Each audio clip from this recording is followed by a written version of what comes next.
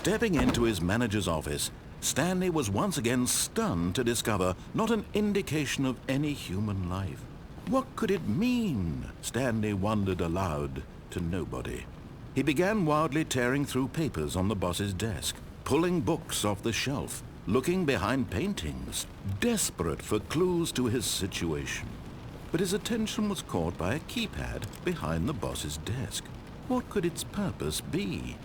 In fact, this keypad guarded the terrible secret that lay buried below his feet. And so the boss had assigned it an extra secret PIN number, 2845. But of course, Stanley couldn't possibly have known this.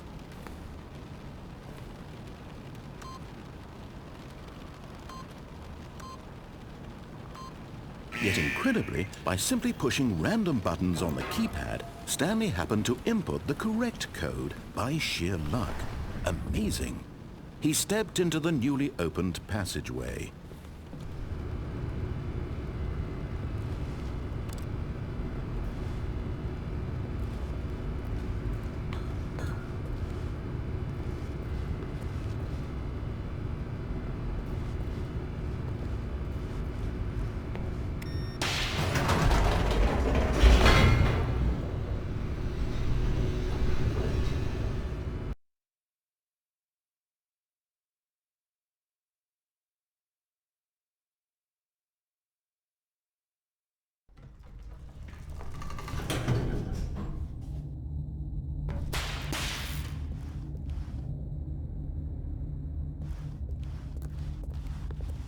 Stanley walked straight ahead through the large door that read Mind Control Facility.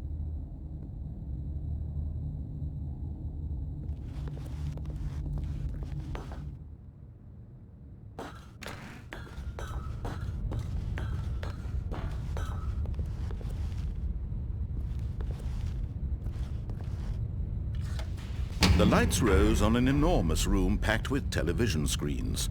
What horrible secret did this place hold? Stanley thought to himself. Did he have the strength to find out?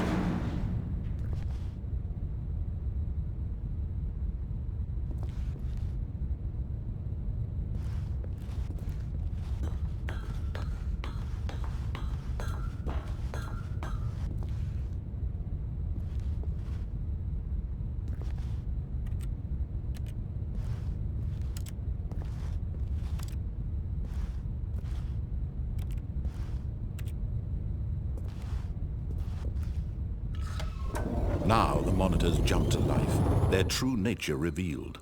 Each bore the number of an employee in the building, Stanley's co-workers. The lives of so many individuals reduced to images on a screen, and Stanley, one of them, eternally monitored in this place where freedom meant nothing.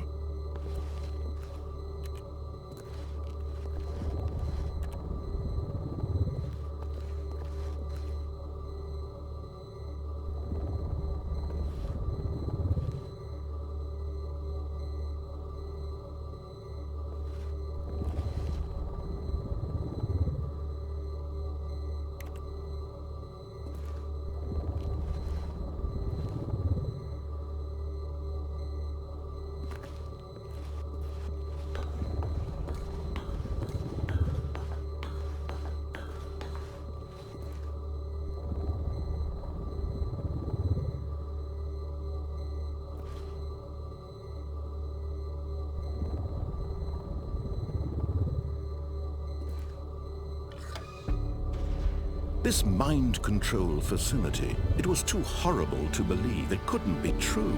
Had Stanley really been under someone's control all this time? Was this the only reason he was happy with his boring job? That his emotions had been manipulated to accept it blindly? No, he refused to believe it. He couldn't accept it. His own life in someone else's control? Never! It was unthinkable, wasn't it? Was it even possible? Had he truly spent his entire life utterly blind to the world? But here was the proof, the heart of the operation. Controls labeled with emotions, happy or sad or content, walking eating, working, all of it monitored and commanded from this very place. And as the cold reality of his past began to sink in, Stanley decided that this machinery would never again exert its terrible power over another human life. For he would dismantle the controls once and for all.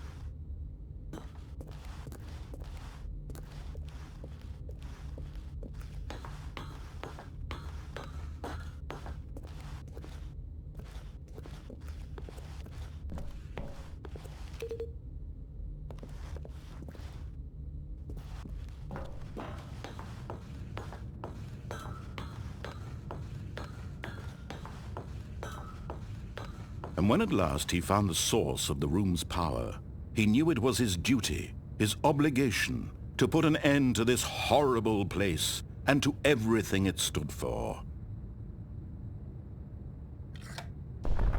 Oh, Stanley, you didn't just activate the controls, did you? After they kept you enslaved all these years, you go and you try to take control of the machine for yourself. Is that what you wanted? Control? Oh, Stanley, I applaud your effort, I really do. But you need to understand, there's only so much that machine can do. You were supposed to let it go, turn the controls off, and leave. If you want to throw my story off track, you're going to have to do much better than that. I'm afraid you don't have nearly the power you think you do. For example, and I believe you'll find this pertinent, Stanley suddenly realized he had just initiated the network's emergency detonation system. In the event that this machine is activated without proper DNA identification, nuclear detonators are set to explode, eliminating the entire complex. How long until detonation then? Let's say 2 minutes. Now this is making things a little more fun, isn't it, Stanley? It's your time to shine. You are the star. It's your story now. Shape it to your heart's desires. Oh, this is much better than what I had in mind. What a shame we have so little time left to enjoy it. Mere moments until the bomb goes off. But what precious moments each one of them is. More time to talk about you, about me, where we're going, what all this means. I barely know where to start. What's that? You'd like to know where your co-workers are? A moment of solace before you're obliterated? All right, I'm in a good mood. You're gonna die anyway. I'll tell you exactly what happened to them. I erased them. I turned off the machine. I set you free. Of course, that was merely in this instance of the story. Sometimes when I tell it, I simply let you sit there in your office forever, pushing buttons endlessly and then dying alone. Other times, I let the office sink into the ground, swallowing everyone inside, or I let it burn to a crisp. I have to say this, though, this version of events has been rather amusing. Watching you try to make sense of everything and take back the control wrested away from you, it's quite rich. I almost hate to see it go. But I'm sure whatever I come up with on the next go-around will be even better. My goodness, only 34 seconds left. But I'm enjoying this so much. You know what? To hell with it. I'm going to put some extra time on the clock. Why not? These are precious additional seconds, Stanley. Time doesn't grow on trees. Oh dear me, what's the matter, Stanley? Is it that you have no idea where you're going or what you're supposed to be doing right now? Or did you just assume when you saw that timer that something in this room was capable of turning it off? I mean, look at you. Running from button to button, screen to screen, clicking on every little thing in this room. These numbered buttons, no, these colored ones. Or maybe this big red button, or this door. Everything, anything, something here will save me. Why would you think that, Stanley? That this video game can be beaten? Won? Solved? Do you have any idea what your purpose in this place is? Stanley, you're in for quite a disappointment. But here's a spoiler for you. That timer isn't a catalyst to keep the action moving along. It's just seconds ticking away to your death. You're only still playing instead of watching a cutscene because I want to watch you for every moment that you're powerless. To see you made humble. This is not a challenge. It's a tragedy. You wanted to control this world, that's fine. But I'm going to destroy it first, so you can't. Take a look at the clock, Stanley.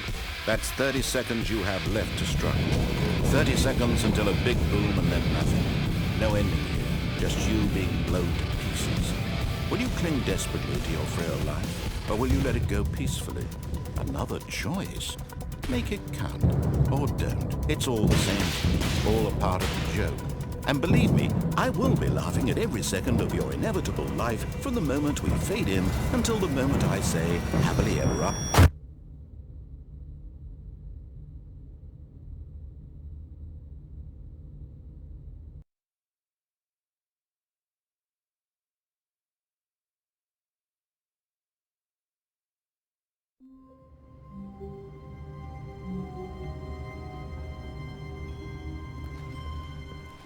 All of his co-workers were gone.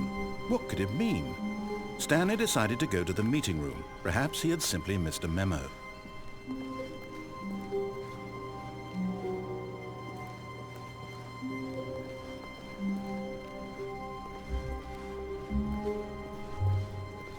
When Stanley came to a set of 2 open doors, he entered the door on his left.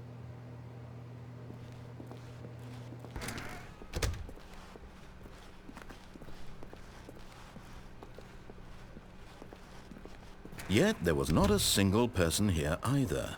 Feeling a wave of disbelief, Stanley decided to go up to his boss's office, hoping he might find an answer there. Coming to a staircase, Stanley walked upstairs to his boss's office.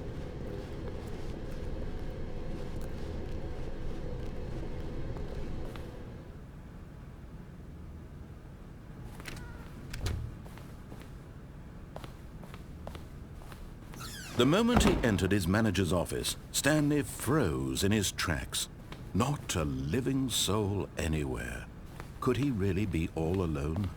This was too much for Stanley to take. Too much for any man to take. He fell to his knees, bursting into half moans, half sobs, the guttural retching of life from a man denied any hope, any reason to keep going.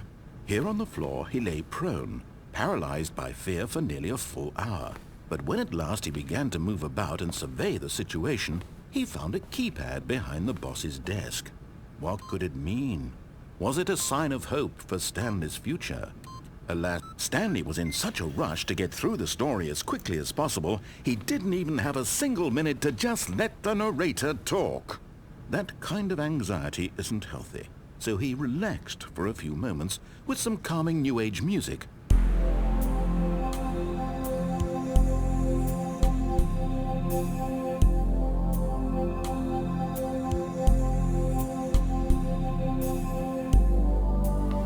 Feeling soothed and rejuvenated, Stanley calmly walked forward into the opened passageway.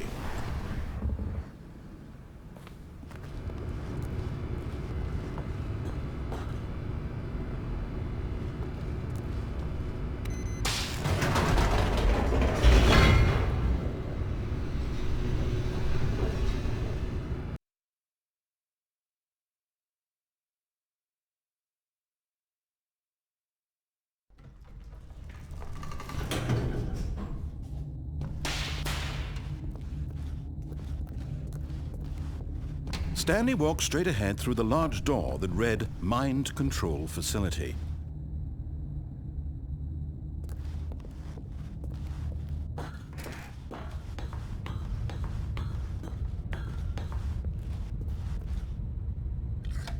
The lights rose on an enormous room packed with television screens. What horrible secret did this place hold? Stanley thought to himself. Did he have the strength to find out?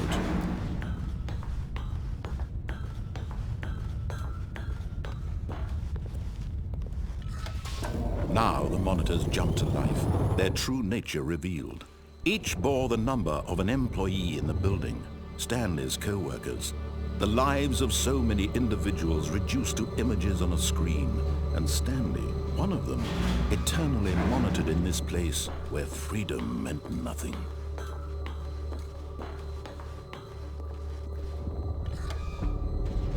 This mind control facility, it was too horrible to believe. It couldn't be true. Had Stanley really been under someone's control all this time? Was this the only reason he was happy with his boring job? That his emotions had been manipulated to accept it blindly? No. He refused to believe it. He couldn't accept it. His own life in someone else's control? Never! It was unthinkable. Wasn't it? Was it even possible? Had he truly spent his entire life utterly blind to the world?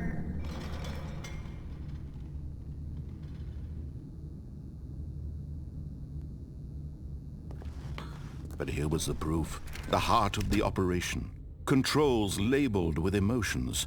Happy, or sad, or content. Walking, eating, working. All of it monitored and commanded from this very place.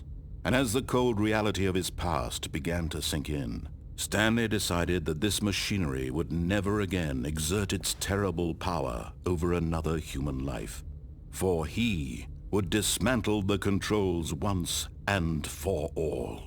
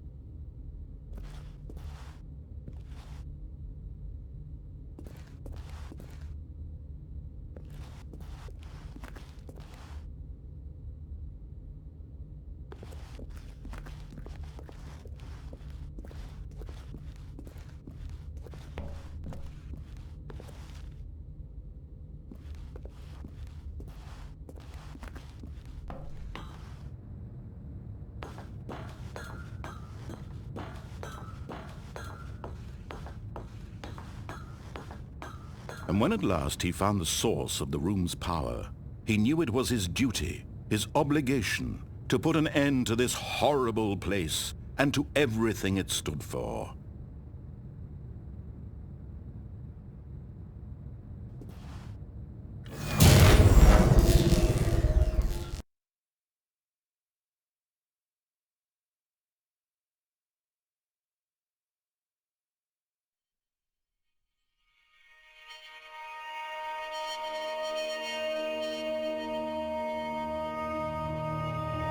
Blackness, and a rising chill of uncertainty.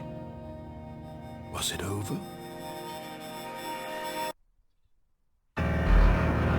Yes! He had won! He had defeated the machine, unshackled himself from someone else's command. Freedom was mere moments away. And yet, even as the immense door slowly opened, Stanley reflected on how many puzzles still lay unsolved. Where had his co-workers gone? How had he been freed from the machine's grasp?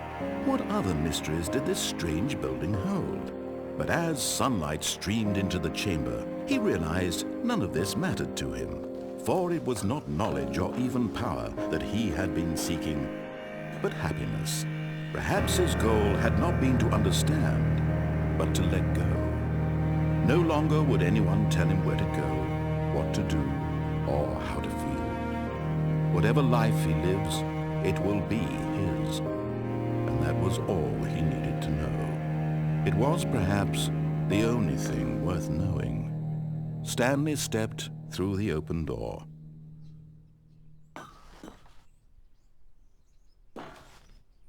Stanley felt the cool breeze upon his skin, the feeling of liberation, the immense possibility of the new path before him. This was exactly the way, right now, that things were meant to happen. And Stanley was happy.